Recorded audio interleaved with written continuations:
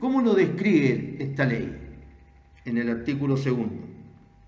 Lo describe de la siguiente manera: el sistema global constituido por elementos naturales y artificiales de naturaleza física, química o biológica, socioculturales y sus interacciones en permanente modificación por la acción humana o natural, y que rige y condiciona la existencia y desarrollo de la vida en sus múltiples manifestaciones.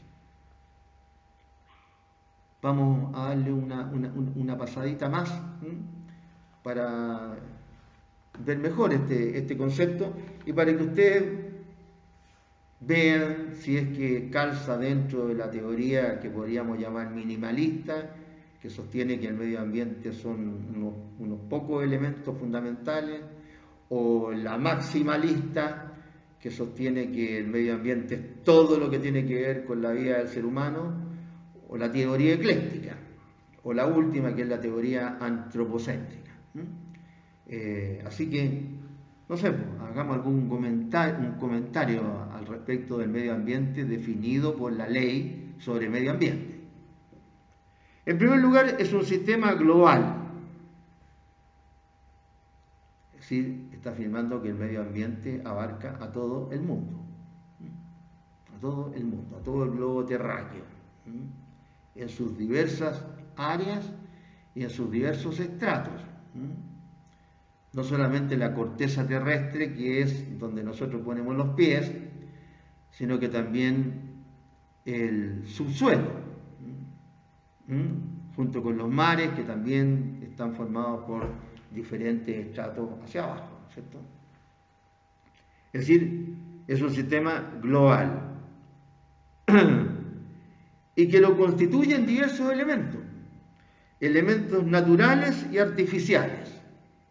Bueno, los elementos naturales son los que derivan de la naturaleza, podríamos decir, los que no ha creado el hombre. Y al contrario, los artificiales son todos aquellos que ha creado el hombre. Como en el ramo de ustedes, en relación con las drogas. Existen, ¿no es cierto?, las drogas naturales, que son aquellas que derivan no solamente de vegetales, sino que también de animales. Hay ciertos venenos que producen incluso los animales, que tienen ciertos efectos respecto de la gente. Incluso ciertos venenos que le hacen de animales, que le pueden servir al hombre. ¿Para qué? Para precisamente tener antídotos. Australia, que es el país grande, ¿no es cierto? Aunque sea una isla, pero es una tremenda isla, es el país que concentra la mayor cantidad de animales peligrosos en el mundo. Tiene los animales más peligrosos en todos los elementos del globo terrestre. En la tierra, en el mar y en el aire. La mayor cantidad de los más ponzoñosos. En Australia, por ejemplo, es donde existe la famosa carabela portuguesa, que tiene unos tendones, por decir así, que son unos hilos como de 8 o 9 metros, que son de lo más ponzoñoso que hay en el mundo, porque lo pica una de esas animales acuáticos, ¿no es cierto?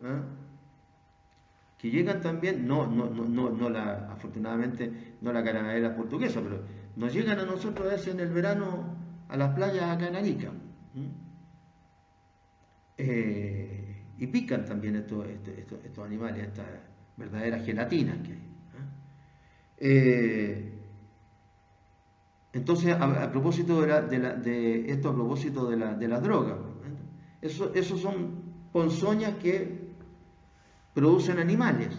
Y entonces a ciertos tipos de serpientes o de culebras se les extraen sus venenos y del punto de vista, ¿no es cierto?, de la ciencia, de la química, básicamente de la biología, ¿no es cierto?, se alteran esos venenos para que sirvan como antídoto al ser humano.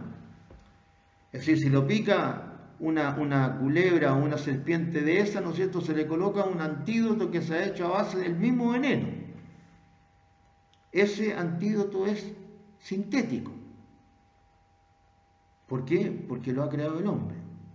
Y así ocurre con muchas drogas. Y algunas drogas son las drogas sintéticas, es decir, las drogas que crea el hombre, son más peligrosas que las drogas naturales, por decir. Esta droguita que se vende como que si fuera una estampilla, la otra que es el crack, etc. Esas drogas son peores que aspirar cocaína.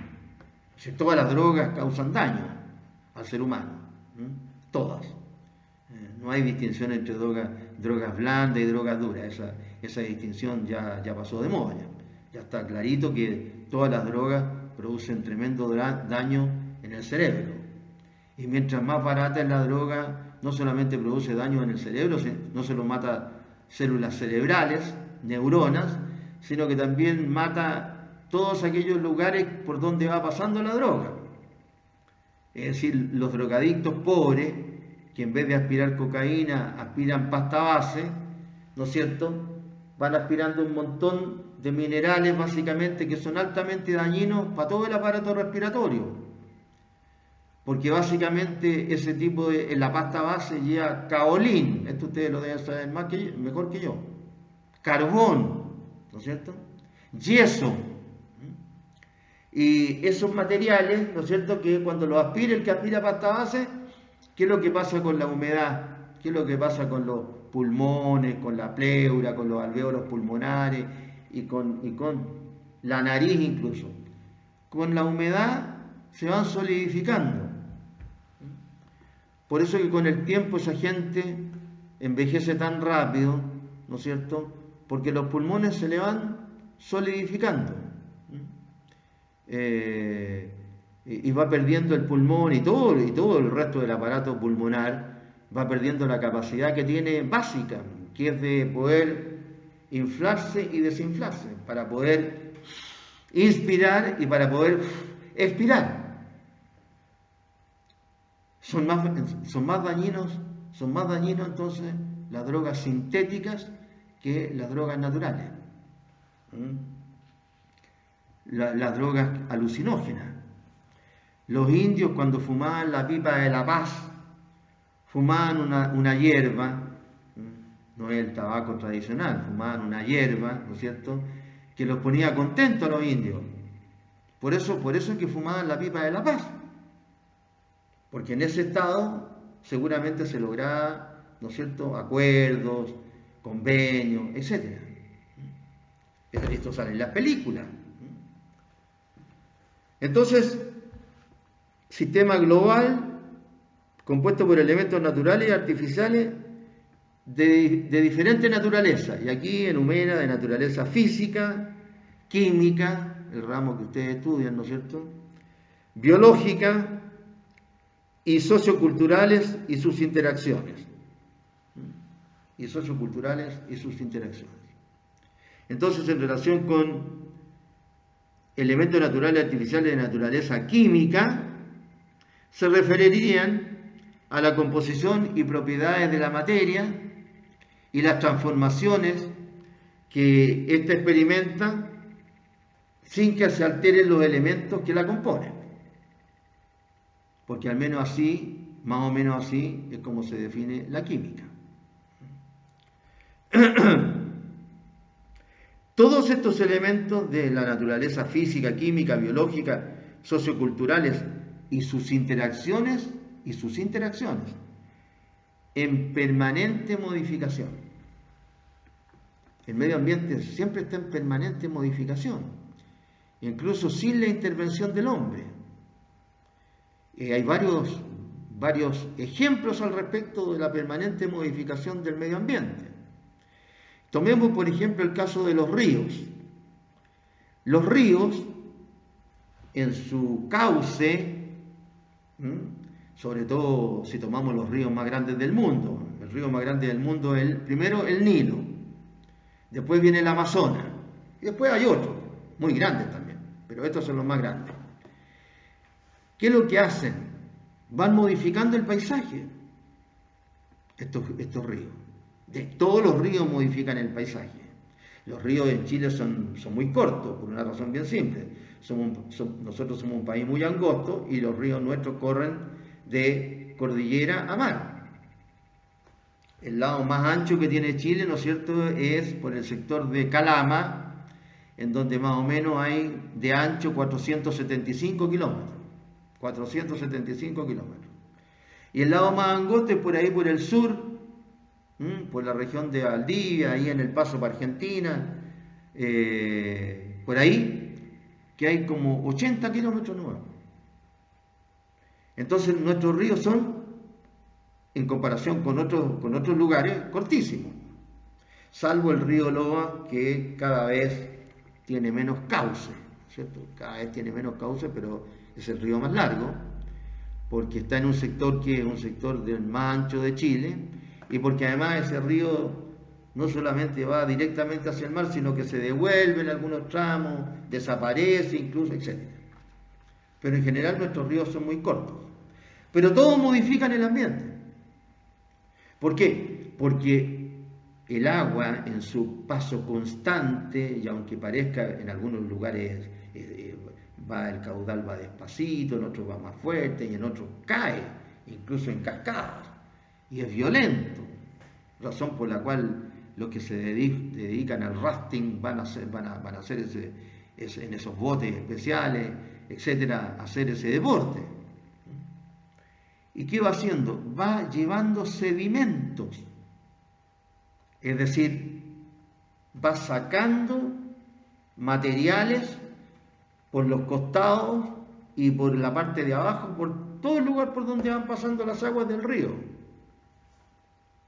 Se dice que el cañón del Colorado, ¿no es cierto?, en Estados Unidos, en Arizona, está formado por el río que ha ido con el tiempo decayendo en su caudal.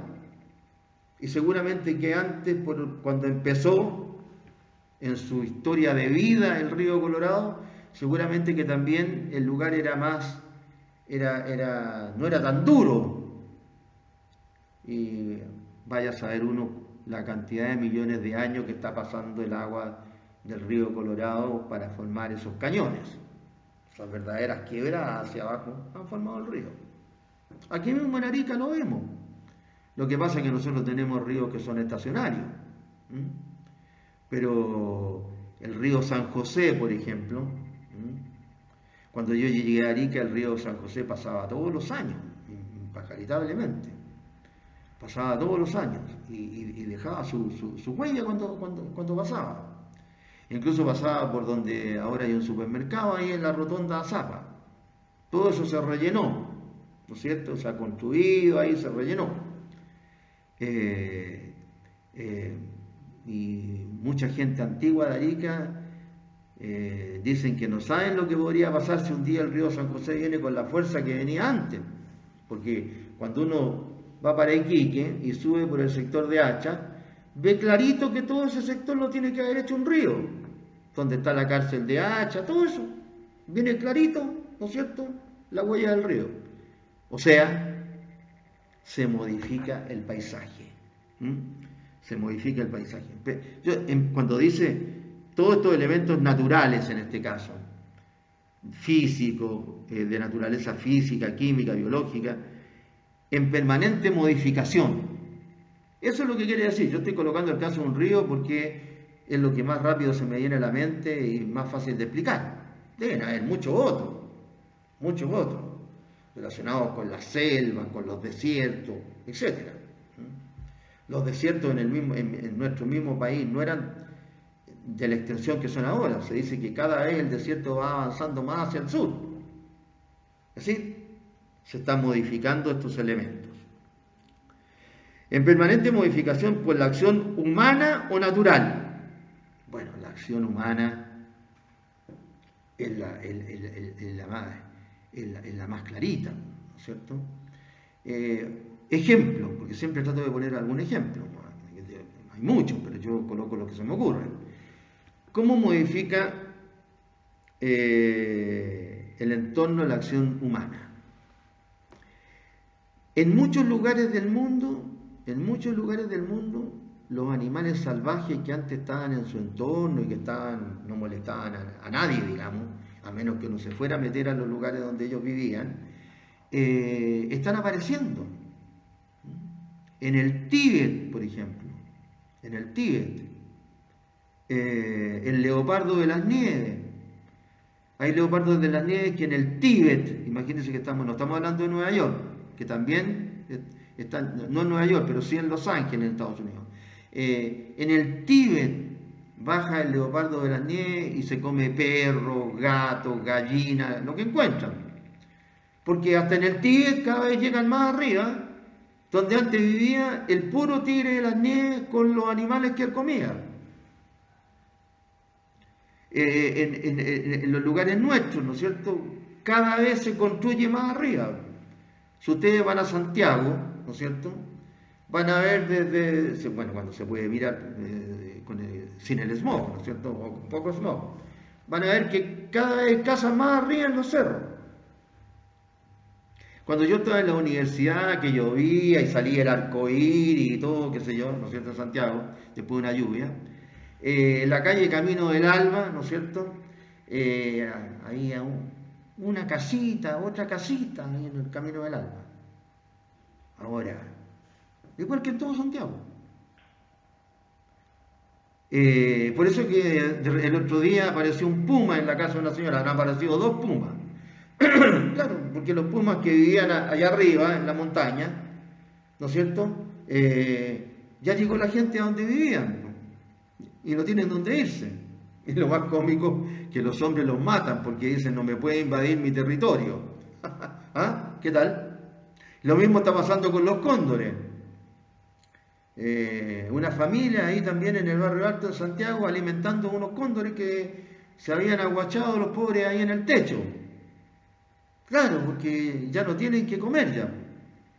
Porque como está todo habitado, cuando muere un perro, un gato, una liebre o lo que sea, que era la comida del cóndor, que hace una labor fantástica porque se come las mugres que deja la naturaleza, entonces ahora pasa la basura por ahí, y tira al perro, al gato, etcétera, a la basura, y le quita la comida al cóndor. Si el cóndor es un ave de rapiña. El cóndor es un buitre bonito porque tiene un collar, pero es un buitre. Entonces, ¿no es cierto? En permanente modificación por la acción humana o natural. También la naturaleza modifica, ¿no es cierto? Que rige y condiciona la existencia y desarrollo de la vida. Que rige y condiciona la existencia y desarrollo de la vida. Claro. Todos estos elementos rigen y condicionan la existencia y desarrollo de la vida. No requiere mucha explicación eso. Condiciona la existencia y desarrollo de la vida. Vamos viendo que se van abriendo oportunidades de carácter tecnológico, del conocimiento que va por ese lado, pero van muriendo otras actividades de carácter artesanal, con las que el hombre podía vivir, pero que ahora son innecesarias.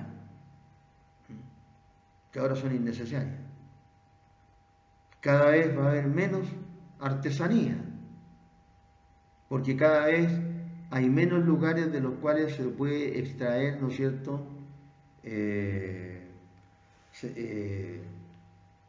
el lodo ese que tiene el compuesto para hacer cerámica. No cualquier lodo sirve para hacer una vasija. La existencia y desarrollo de la vida en sus múltiples manifestaciones.